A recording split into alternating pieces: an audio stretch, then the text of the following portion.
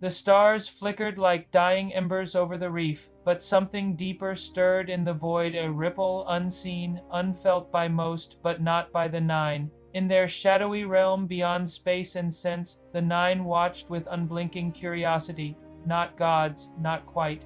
Not demons either. They were ancient intelligences born of dark matter, bound to the gravity of sentient thought, and something had changed. Time itself had flinched. On the fringes of the solar system, an echo of the past, the garden had begun to bloom again.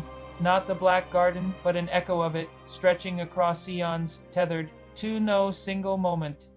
A fracture in time, bleeding memory and prophecy into the now. The nine called upon their agent XER, and through him, a message reached the tower. Zavala frowned as the data streamed across his console. A signal from XER, but it's not coordinates. It's a time code. Ikora leaned in. A moment in history? No, came a voice from the doorway. It was Osiris, a moment in all histories.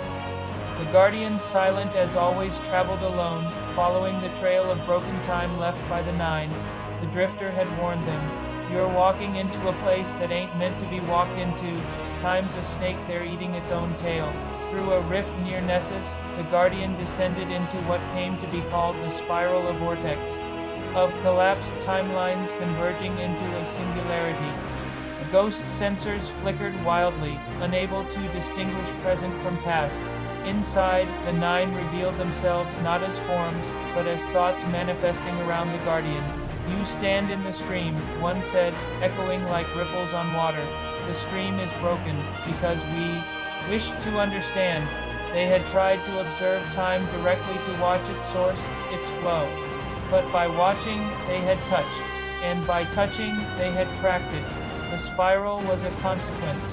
Within the spiral, the Guardian saw echoes of themselves. One who fell at Twilight Gap. One who fought alongside Saint 14 in the corridors of time.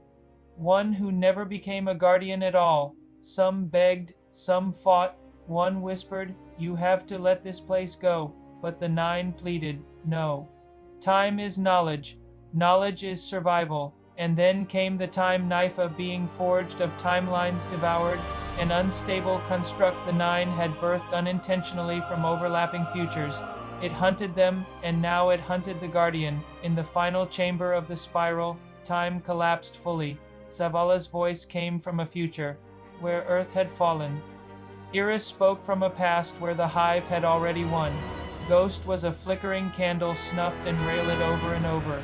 But the Guardian stood firm, sword in hand, light blazing, and then choice. A shard of the time knife was offered to the Guardian, a gift from the nine. "Take it," they whispered. "Wield time as a weapon.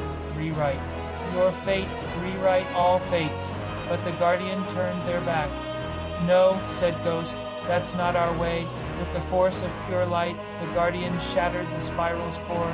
Time unraveled and then rained itself, mending along the scars, not erasing them, but healing. The nine screamed, not in pain, but in awe. Even bound by the stream, you swim against it. Back in the tower, the Guardian returned. Silent, changed. Osiris looked on, his gaze distant. "What did you see?" he asked. Ghost replied, simply, "Everything." Epilogue. Deep in their realm, the nine watched again. "We do not understand them," one said. Another replied, "No, but perhaps we no longer need to." And in the void, time flowed on, no longer perfect, no longer broken, but whole.